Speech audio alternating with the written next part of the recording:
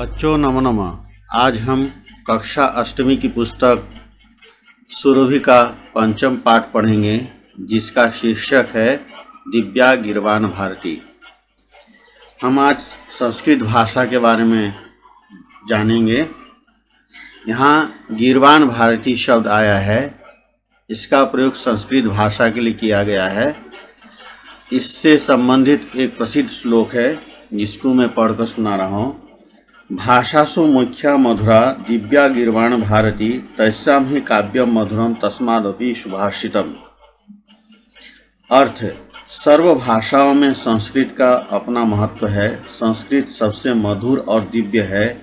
उसमें भी संस्कृत के काव्य अत्यधिक मधुर है। उसमें भी सुभाषित तो और भी अधिक मधुर होते हैं। अब हम संस्कृत भाषा के बारे में पढ़ेंगे। अष्टमी कक्षायाः छात्राः परस्परं वार्तालापं कुर्वन्ति। 8वीं कक्षा के छात्र आपस में बातचीत करते हैं। सुशांत कहते हैं, भो मित्राणि किं भवन्तः जानन्ति अद्य का तिथि अस्ति। हे मित्रों, क्या आप जानते हैं आज कौन सी तिथि है। गरिमा: आम अहम जानामि। गरिमा ने कहा, हाँ मैं जानती हूँ। अद्य श्रावण मासस्य पूर्णिमा तिथि अस्ति। आज श्रावण महीने की पूर्णिमा तिथि है, पूर्णमासी है। प्रशांत ने कहा, वयम इदम अपि जानीमः यत् प्रतिवर्षम श्रावण मासस्य पूर्णिमायां संस्कृत दिवसः आयोज्यते। वयम हम सब इदम अपि जानीमः यह भी जानते हैं, यत् कि प्रतिवर्षम प्रत्येक वर्ष श्रावण मासस्य पूर्णिमायां श्रावण महीने की पूर्णिमा में संस्कृत दिवस आयोज्यते, संस्कृत दिवस का आयोजन किया जाता है। तदैव अध्यापक कक्षां प्रविशति, तभी अध्यापक कक्षा में क्लासरूम में प्रवेश करते हैं। सर्वे छात्राः सभी छात्र उत्थाय खड़े होकर, हे आचार्य संस्कृत दिवसे वयं भवन्तं वर्धापयामः। हे आचार्य संस्कृत दिवस में हम सभी आपको बधाई देते हैं। वर्धापयामः बधाई देते हैं। आचार्य धन्यवादः, आचार्य ने कहा धन्यवाद। स्वस्ति युष्मभ्यम, आप लोगों का जो है कल्याण हो, तुम लोगों का कल्याण हो। शुभ भवतु संस्कृत दिवसः, संस्कृत दिवस जो है शुभ कारक हो, कल्याण कारक हो। युष्मभ्यम सर्वेभ्य, तुम सबके लिए संस्कृत दिवस शुभ कारक हो। प्रणव ने कहा, आचार्य अद्य अस्माभिः संस्कृत विषय एका प्रश्नोत्तरी आयोजिता अस्ति। आचार्य अद्य अस्माभिः, आज हम लोगों ने संस्कृत के विषय में एका प्रश्नोत्तरी आयोजिता अस्ति, एक प्रश्नोत्तरी की आयोजन किया। सर्वे छात्राः सभी छात्र उत्थाय खड़े होकर, हे आचार्य संस्कृत दिवसे वयं भवन्तं वर्धापयामः। हे आचार्य संस्कृत दिवस में हम सभी आपको बधाई देते हैं। वर्धापयामः बधाई देते हैं।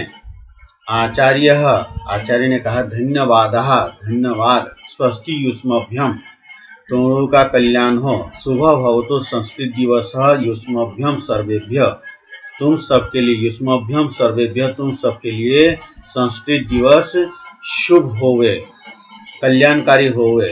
प्रणव आचार्य अद्य अस्माभिः संस्कृत विषय एका प्रश्नोत्तरी आयोजिता अस्ति।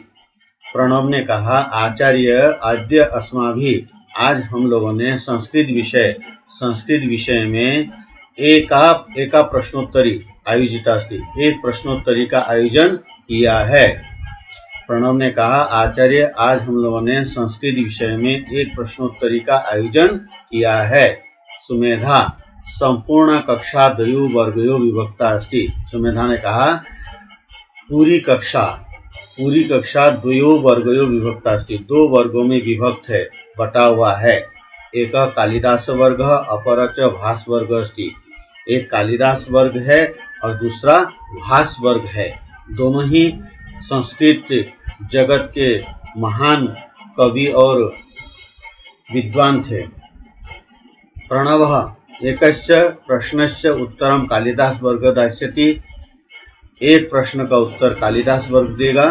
अपरम प्रश्नम च भास वर्ग उत्तरिष्यति, और दूसरे प्रश्न का उत्तर भास वर्ग देगा। आचार्य शोभनम, आचार्य ने कहा बहुत अच्छा। अतीव सुंदरम आयोजनम कृतम, बहुत सुंदर आयोजन किया। अधुना प्रारंभम कुर्वन्तु, अब प्रारंभ करिए। प्रणव संस्कृतम इति पदस्य का अर्थ। प्रणव ने कहा संस्कृत इस पद का क्या अर्थ है। विकासः, विकास ने कहा शुद्धम परिष्कृतम इति संस्कृत पदस्य अर्थ अस्ति। शुद्धम अर्थात निर्मल, पवित्र, स्वच्छ, निर्दोष, सच्चा, पाप रहित, ये सारे शब्द जो है शुद्ध के अर्थ हैं। परिष्कृतम, परिष्कृतम के लिए भी जो है दोनों लगभग जो है एक जैसे ही शब्द है, लेकिन थोड़ा सा हम उसको भी कर देते हैं। स्वच्छ, निर्मल, अलंकृत, सुसज्जित, सुसंस्कृत, परिष्कृत का ये सब अर्थ है। इति संस्कृत पदस्य अर्थ अस्ति, ये सब संस्कृत पद के अर्थ हैं। सुमेधा संस्कृत भाषायाः कति रूपाणि सन्ति। सुमेधा ने कहा संस्कृत भाषा के कितने रूप हैं।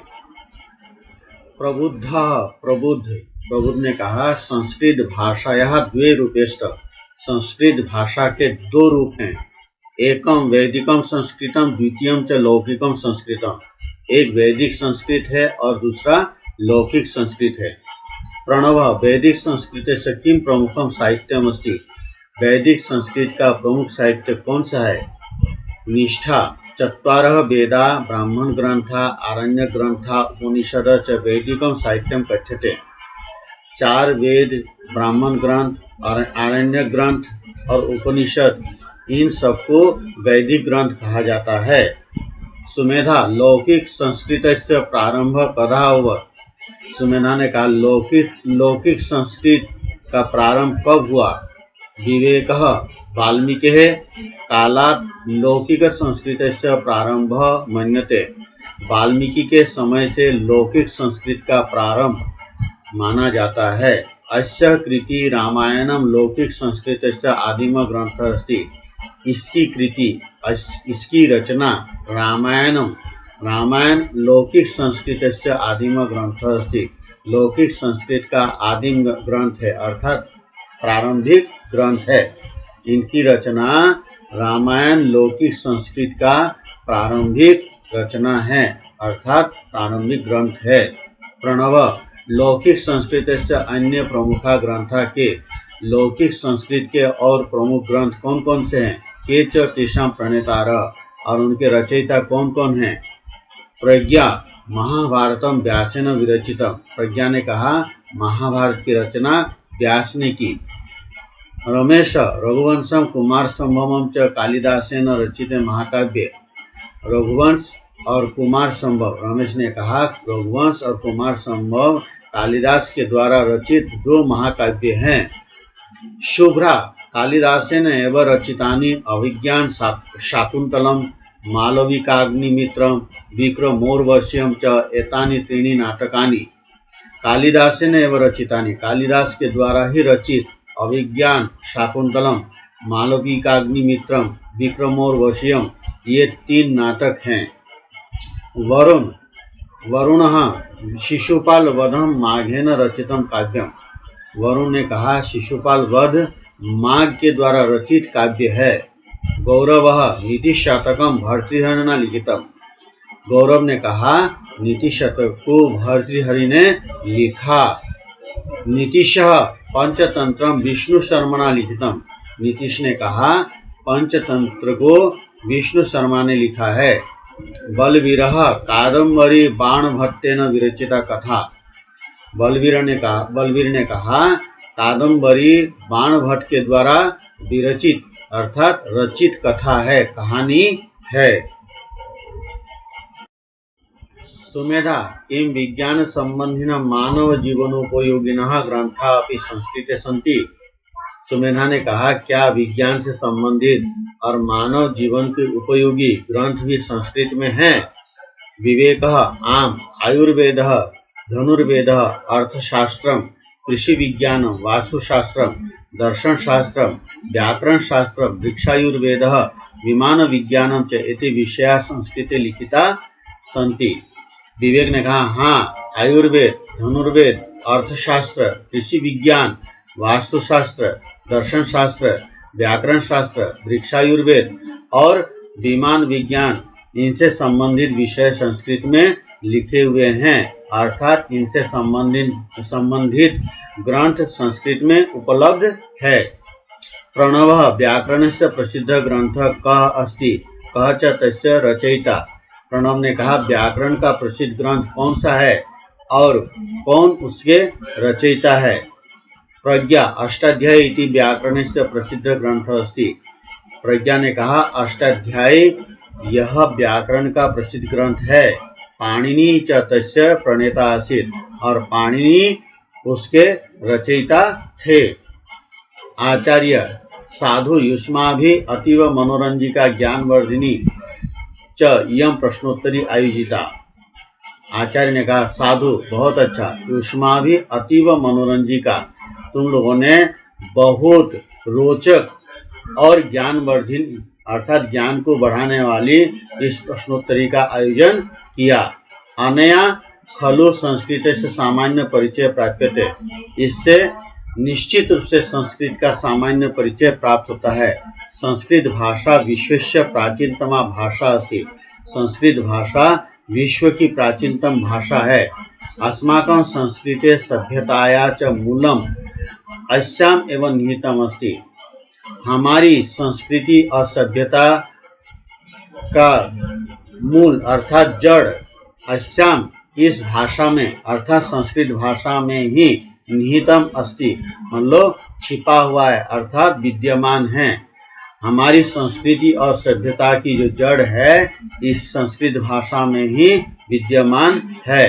सर्वे छात्रा सभी छात्र वयम एतां मधुरां भाषां सदैव रक्षिष्यामः, हम सभी इस मधुर भाषा की रक्षा हर समय करेंगे। सर्वे मिलित्वा गायन्ति, सभी मिलकर गाते हैं। वयम पठामः संस्कृतम, हम संस्कृत पढ़ें। वयम लिखामः संस्कृतम, हम संस्कृत लिखें। सदा वदामः संस्कृतम, हर समय संस्कृत बोले। प्रचारयामः संस्कृतम, और संस्कृत का प्रचार करें। जयतु संस्कृतम, संस्कृत की जय हो। जयतु भारतम, भारत की जय हो। अभ्यासः अभ्यास, पाठम पठित्वा वदन्तु लिखन्तु च आम अथवा नहीं, पाठ पढ़कर बोलिए और लिखिए आम अथवा नहीं। यदि सही उत्तर है तो आम लिखना है, यदि गलत उत्तर है तो नहीं लिखना है। इधर जो हमें लिखना है हमने इधर लिख दिया है। किम संस्कृत दिवस श्रावण मासस्य पूर्णिमायां आयोज्यते, आम। किम कक्षायां निबंध प्रतियोगिता आयोजिता, नहीं। किम कक्षा द्वयोः वर्गयोः विभक्ता आसीत्, आम। किम वेदाः चत्वारः सन्ति, आम। किम लौकिक संस्कृतस्य रामायणम् आदिकाव्यं कथ्यते, आम। किम कादम्बरी कालिदासेन रचिता अस्ति, नहीं। मंजूषायां प्रदत्ते उचित विशेषण विशिष्य पदे रिक्त स्थानानि पूरयन्तु। मंजूषा, ये जो मंजूषा दी गई है इसमें जो शब्द है उनमें से विशेषण और विशेष्य का हमें प्रयोग करना है। तो यहाँ जो भी रिक्त स्थान है, जो यहाँ सही शब्द दिया हुआ है उसको हमें सही जगह पर लगाना है। कक्षा द्वयोः वर्गयोः विभक्ता अस्ति, कक्षा दो वर्ग में विभक्त थी, बटी हुई थी। छात्रे संस्कृत विषय एका प्रश्नोत्तरी आयोजिता, छात्र के द्वारा संस्कृत विषय में एक प्रश्नोत्तरी का आयोजन किया गया है। संस्कृत भाषा विश्वस्य प्राचीनतमा भाषा अस्ति, संस्कृत भाषा विश्व की प्राचीनतम भाषा है। अष्टाध्यायी इति व्याकरणस्य प्रसिद्ध ग्रंथ अस्ति, अष्टाध्यायी यह व्याकरण का प्रसिद्ध ग्रंथ है। वयम एतां मधुरां भाषां सदैव रक्षिष्याम। हम सभी इस मधुर भाषा की रक्षा हर समय करेंगे। मंजूषाया उचितम पर्याय पदम चित्वा लिखन्तु। मंजूषा से, ये जो मंजूषा दी गई है इसमें से उचित पर्यायवाची पद का जो है हमें चयन करना है और यहाँ लिखना है। आदिमः, प्रथमः, रचितम, लिखितम, प्रणेता, रचयिता, अध्यापकः, आचार्यः, सुंदरम, शोभनम। एतेषां प्रश्नानां उत्तराणि एक पदेन वदन्तु लिखन्तु च। इन प्रश्नों के उत्तर एक पद में बोलिए और लिखिए। के परस्परं वार्तालापं कुर्वन्ति छात्राः। कः कक्षां प्रविशति। आचार्यः। लौकिक संस्कृतस्य आदिमः ग्रन्थः कः। रामायणं। महाभारतं कस्य रचना अस्ति। व्यासस्य।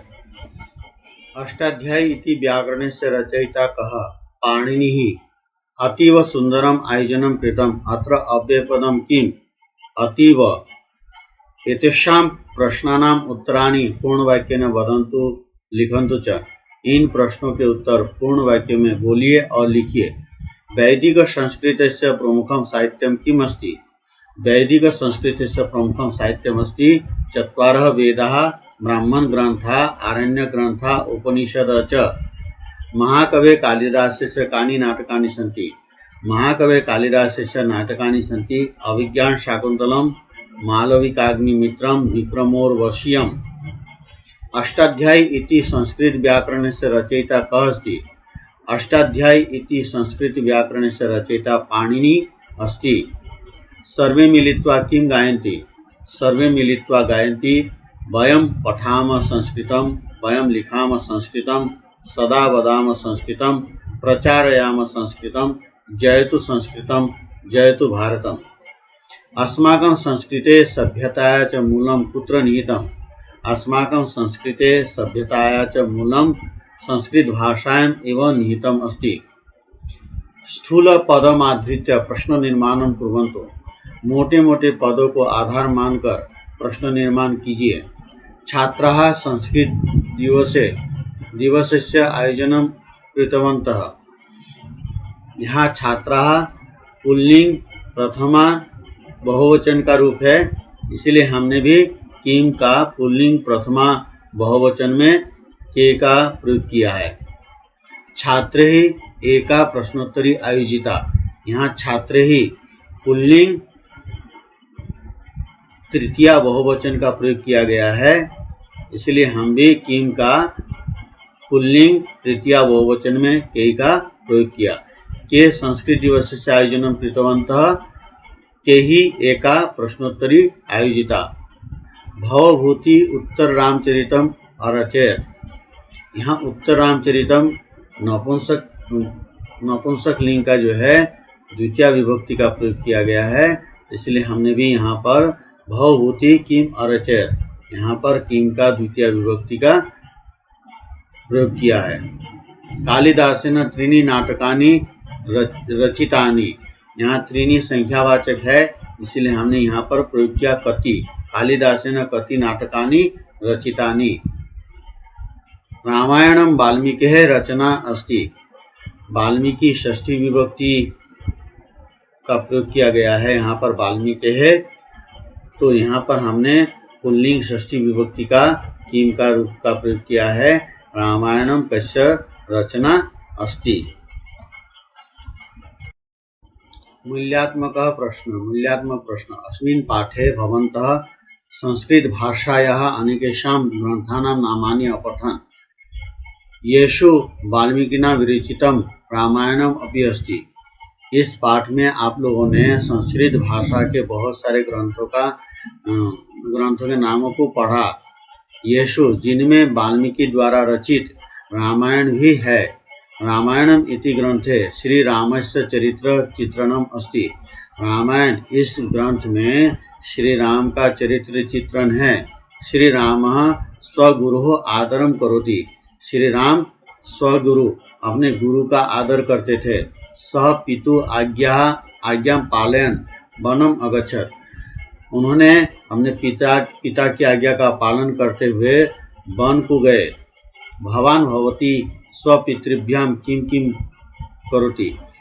आप अपने पिता के लिए क्या क्या करते हैं। रामायणम इति ग्रंथे अन्य के आदर्शा सन्ति। रामायण इस ग्रंथ में और कौन कौन आदर्श है जिनका हम अनुसरण कर सकते हैं। गतिविधि अध प्रदत्तायां तालिकायां संस्कृतस्य ग्रंथानां नामानि लिखितानि सन्ति। नीचे जो पजल दिया हुआ है इसमें संस्कृत ग्रंथों का नाम लिखा हुआ है। जो तेषु 4 ग्रंथा पाठात् सन्ति। उनमें से 4 ग्रंथ पाठ से हैं। 4 च अन्य प्रसिद्ध ग्रंथा सन्ति। और 4 और अन्य प्रसिद्ध ग्रंथ है। तेषां नामानि चित्वा लिखन्तु। उनके नाम चुन करके लिखिए। तो यहाँ पर मैंने चिह्नित किया है। जो नाम हमने नीचे लिखा है उनको हमने यहाँ चिह्नित किया है। उससे आप लोग ध्यानपूर्वक देखेंगे। रामायणम, पंचतंत्रम, गीत गोविंदम, महाभारतम, वेद उपनिषद, उत्तर रामचरितम, मनुस्मृति। व्याकरण नोट। यहाँ प्रयोग किया गया व्याकरण भाग केवल बच्चों के लिए है, जिससे बच्चे सुगमता से अभ्यास कर सकें। विस्तृत जानकारी के लिए व्याकरण शास्त्र का अवलोकन करें। व्याकरण संख्या प्रयोग पश्यन्तु पठन्तु च। देखिए और पढ़िए। एकः बालकः, एका बालिका, एकम फलम। 2 अश्वौ, 2 महिले, 2 नेत्रे। 3 पुरुषाः, 3 मालाः, 3 पुष्पाणि। 4 गजाः, 4 अध्यापिकाः, 4 पुस्तकानि। 5 शशकाः, 5 चटकाः, 5 वस्त्राणि। अत्र वयं पश्यामः यत् संख्यापदेषु 1 2 3 4 इति संख्यापदानां लिंगानुसारं भिन्नानि रूपाणि भवन्ति। संख्या 1 पुल्लिंगे एकः, स्त्रीलिंगे एका, नपुंसकलिंगे एकम। 2 पुल्लिंगे 2, स्त्रीलिंगे 2, नपुंसकलिंगे 2। 3 पुल्लिंगे 3, स्त्रीलिंगे 3, नपुंसकलिंगे 3। 4 पुल्लिंगे 4, स्त्रीलिंगे 4, नपुंसकलिंगे 4। परंतु अन्यत्र समान रूपानि, लेकिन दूसरी जगह समान रूप है। संख्या 5 पुल्लिंगे 5 बालकाः, स्त्रीलिंगे 5 बालिकाः, नपुंसकलिंगे 5 पुस्तकानि। 6 पुल्लिंगे 6 बालकाः, स्त्रीलिंगे 6 बालिकाः, नपुंसकलिंगे 6 पुस्तकानि। 7 सप्त बालकाः, पुल्लिंगे 7 बालकाः, स्त्रीलिंगे 7 बालिकाः, नपुंसकलिंगे 7 पुस्तकानि। यहाँ ध्यान देने योग्य बात यह है कि 1 से लेकर 4 तक के लिए पुल्लिंग, स्त्रीलिंग और नपुंसकलिंग में अलग अलग रूप चलते हैं, और 5 से लेकर असंख्य संख्या तक पुल्लिंग, स्त्रीलिंग और नपुंसकलिंग में एक जैसे रूप चलते हैं। जैसे यहाँ 1 के लिए पुल्लिंग में एकः, स्त्रीलिंग में एका, नपुंसकलिंग में एकम चला। 2 के लिए पुल्लिंग में 2, स्त्रीलिंग में 2 और नपुंसकलिंग में 2। 3 के लिए पुल्लिंग में त्रयः, स्त्रीलिंग में 3, नपुंसकलिंग में 3। और 4 के लिए पुल्लिंग में 4, स्त्रीलिंग में 4 और नपुंसकलिंग में 4। लेकिन 5, 6, 7 के लिए यहाँ पर पुल्लिंग में भी 5, स्त्रीलिंग में भी 5 और नपुंसकलिंग में भी 5। पुल्लिंग में भी 6, स्त्रीलिंग में भी 6 और नपुंसकलिंग में भी 7। पुल्लिंग में भी 7, स्त्रीलिंग में भी 7 और नपुंसकलिंग में भी 7। इसका मतलब है कि 1 से लेकर 4 तक सभी लिंगों में अलग अलग रूप चलते हैं, और 5 से लेकर असंख्य संख्या तक सभी लिंगों में एक जैसे रूप चलते हैं। संख्या पुल्लिंगे, स्त्रीलिंगे, नपुंसकलिंगे। 8 अष्ट बालकाः, अष्ट बालिकाः, 8 पुस्तकानि। 9 9 बालकाः, 9 बालिकाः, 9 पुस्तकानि। 10 10 बालकाः, 10 बालिकाः 10 पुस्तकानि 11 एकादश बालकाः 11 बालिकाः 11 पुस्तकानि। इन सभी संख्याओं में पुल्लिंग, स्त्रीलिंग और नपुंसकलिंग में किसी भी प्रकार से कोई बदलाव नहीं हुआ है। एवं वह अग्रे अपि किसी प्रकार से आगे भी ध्यातव्यम यत् ध्यान देने योग्य है कि एक शब्द नित्यम एक वचनांतः भवति। एक शब्द हर समय एक वचनांत होता है। द्वि शब्द नित्यम द्विवचनांत भवति। दो शब्द हर समय द्विवचनांत मतलब द्विवचन को दर्शाने वाला होता है। अन्य शब्दा बहुवचनांतः भवन्ति और सारे शब्द जो है बहुवचन वाले होते हैं। अभ्यासः अभ्यास कोष्ठकात् उचितम संख्यापदम चित्वा रिक्त स्थानानि पूरयन्तु। कोष्ठकार मतलब ये जो हमारे यहाँ पर दिए हुए शब्द है, ये शब्दों में से जो सही शब्द है उनको हमें यहाँ पर लिखना है। तो हमने यहाँ इन शब्दों के जो सही शब्द है उनको हमने यहाँ पर दर्शाया है, यहाँ पर लिखा है। गृहे बालिका अस्ति, यहाँ बालिका स्त्रीलिंग में है इसलिए हमने एका का प्रयोग किया क्योंकि एका ही शुद्ध शब्द है। कक्षायाम छात्रो स्तः, छात्रो छात्र छात्रो द्विवचनांत है इसलिए हमने यहाँ पर 2 लिखा है क्योंकि पुल्लिंग का है इसलिए हमने 2 लिखा है। मम हस्ते पुष्पाणि सन्ति, पुष्पाणि नपुंसकलिंग बहुवचन का है, यहाँ पर त्रीणि और तीसरा है तो तीसरा स्त्रीलिंग का है इसलिए हमने त्रीणि लिखा है। उद्याने बालिकाः भ्रमन्ति, बालिका स्त्रीलिंग बहुवचन का है इसीलिए चतस्र का हमने प्रयोग किया। वृक्षे चटका तिष्ठति, चटका स्त्रीलिंग का है इसीलिए हमने एका का प्रयोग किया। आकाशे खगः उत्पतति, खग पुल्लिंग का एक वचन का है इसलिए हमने एकः का प्रयोग किया। मनुष्यस्य नेत्रे भवतः, नेत्रे नपुंसकलिंग द्विवचन का है इसलिए हमने यहाँ पर द्वे शब्द का प्रयोग किया। पुस्तकालये छात्राः पठन्ति, छात्राः पुल्लिंग बहुवचन का है इसीलिए हमने यहाँ पर चत्वारः का प्रयोग किया। जैसे स्त्रीलिंग बहुवचन का भी प्रयोग हो सकता है लेकिन यहाँ पर स्त्रीलिंग का शब्द नहीं है इसलिए हमने चत्वारः का प्रयोग किया।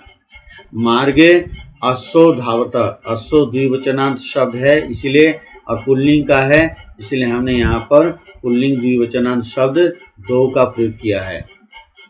गजस्य पादाः भवन्ति, पादाः पुल्लिंग बहुवचन का है इसीलिए हमने चत्वारः का प्रयोग किया। इस जगह पर अगले स्लाइड में हम जो है समास के बारे में पढ़ेंगे तो थोड़ा सा समास का परिचय हमने उसकी परिभाषा हमने यहाँ पर लिखा है। समास का शाब्दिक अर्थ समसनम समास अर्थात बहुत से पदों को मिलाकर एक पद बन जाना समास कहलाता है। सम उपसर्ग पूर्वक अस एक साथ रखना धातु से समास शब्द बना है। जब अनेक पदों को एक साथ मिलाकर एक पद के समान बना लिया जाता है तो यह मिला हुआ पद समस्त पद कहलाता है तथा यह पदों के मिलने की प्रक्रिया समसन या समास कहलाती है। पिछले पृष्ठ में संख्या पद से संबंधित कुछ वाक्य बच गए थे उनको हमने यहाँ लिख लिया है। उचिते संख्या पदे रिक्त स्थानानि पूरयन्तु, उचित संख्या पदों से रिक्त स्थानों की पूर्ति करनी है। यहाँ पर अंकों में संख्या लिखी हुई है, इसको हमें जो है शब्दों में जो है संस्कृत में जो शब्द बनेंगे उससे हमें भरना है।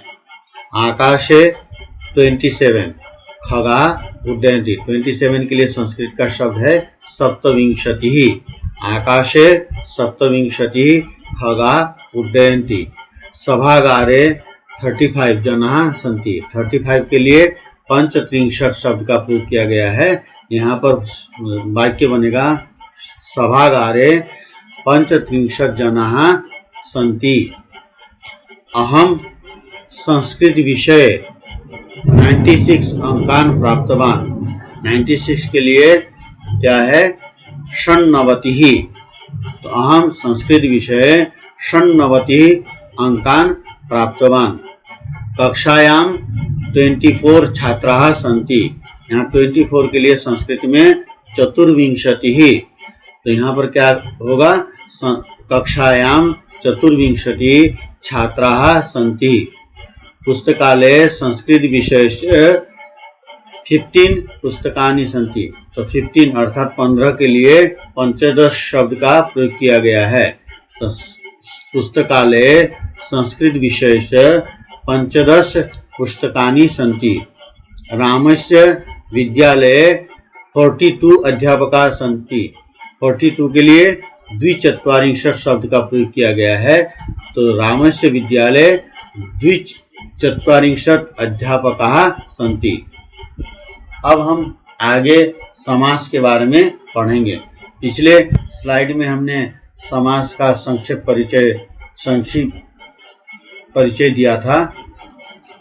अब हम इसके बारे में और थोड़ा विस्तार से पढ़ेंगे।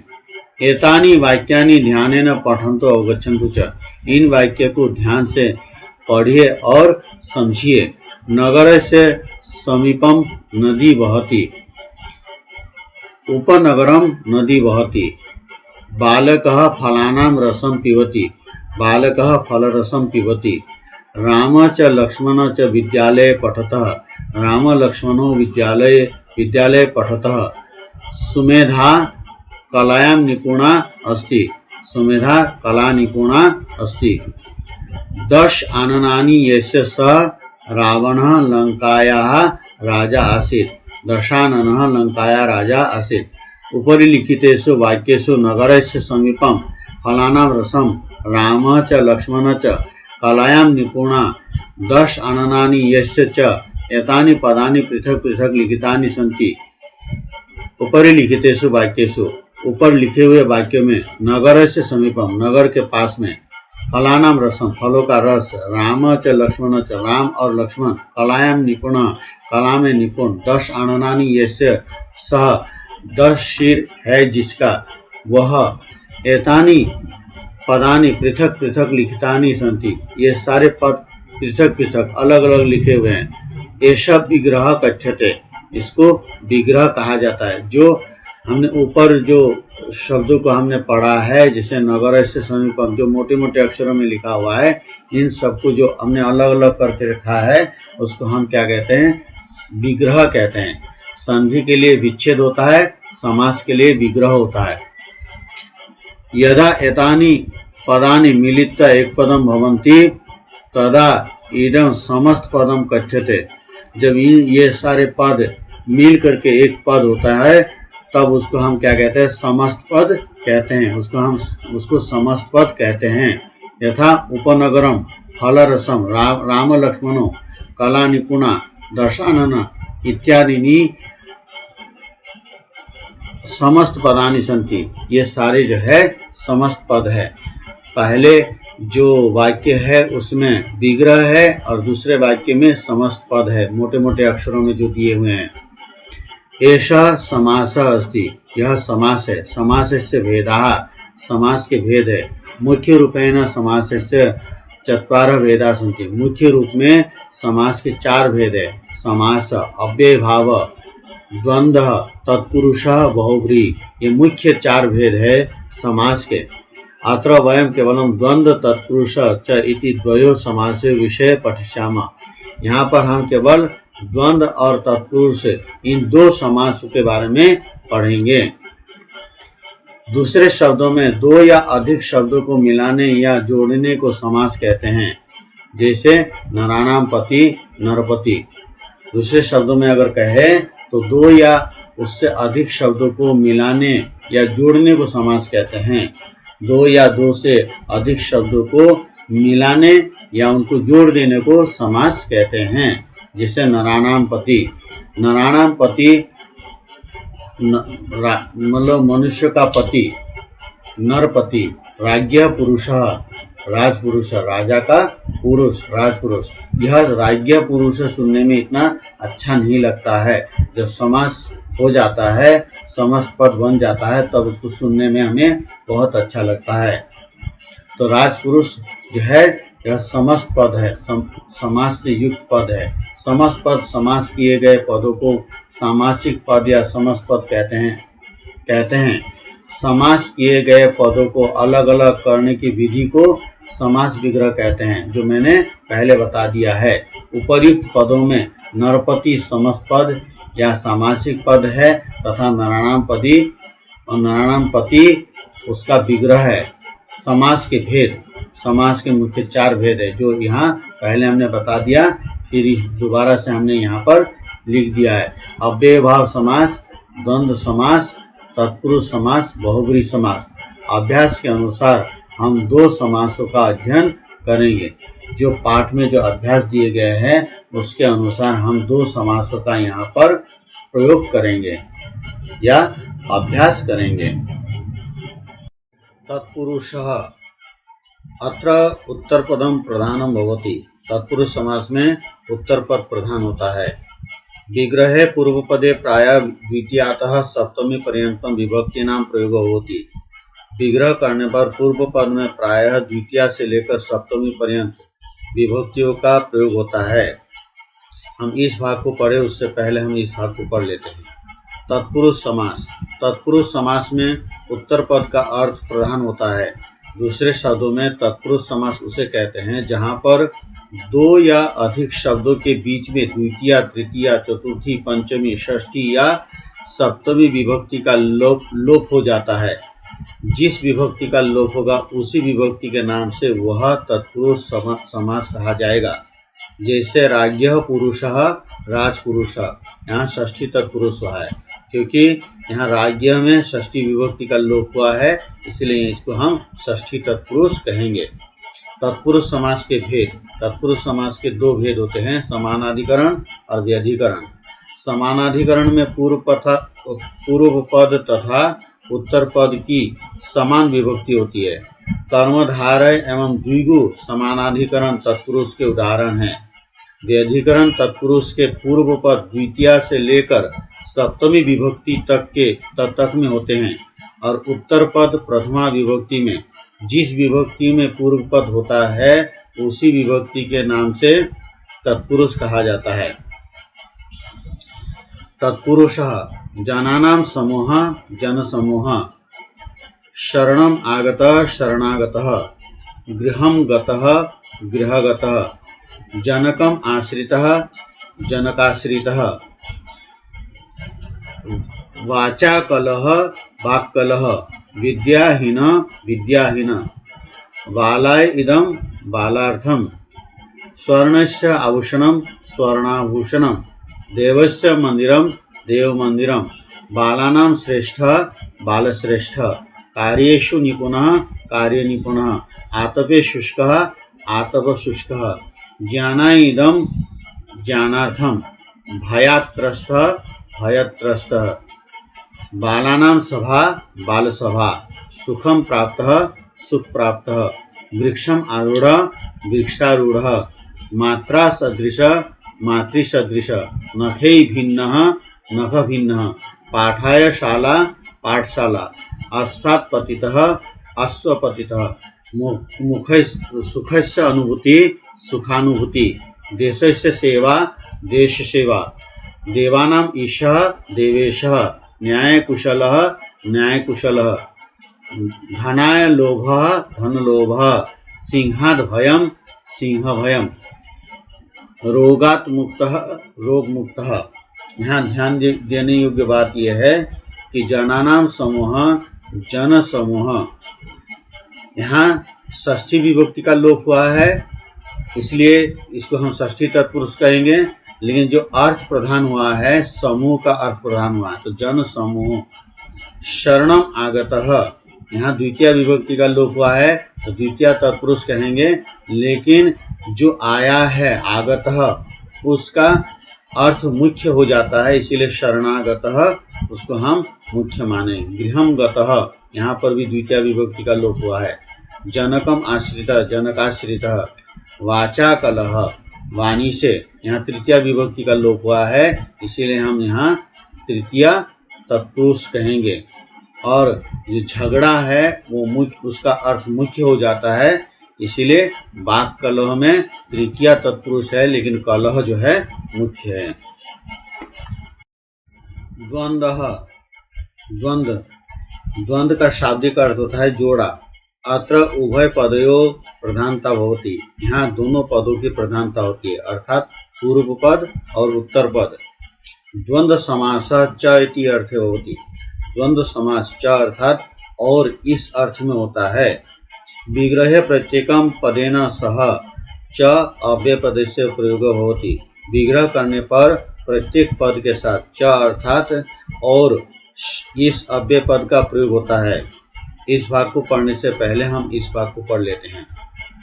द्वंद्व समास, जहाँ समास में दोनों पदों के अर्थ प्रधान होते हैं वह द्वंद्व समास कहलाता है। इस समास में प्रत्येक पद के पीछे च का प्रयोग किया जाता है। द्वंद्व समास के तीन भेद है, इतरतर द्वंद्व, समाहार द्वंद्व, एक शेष द्वंद्व।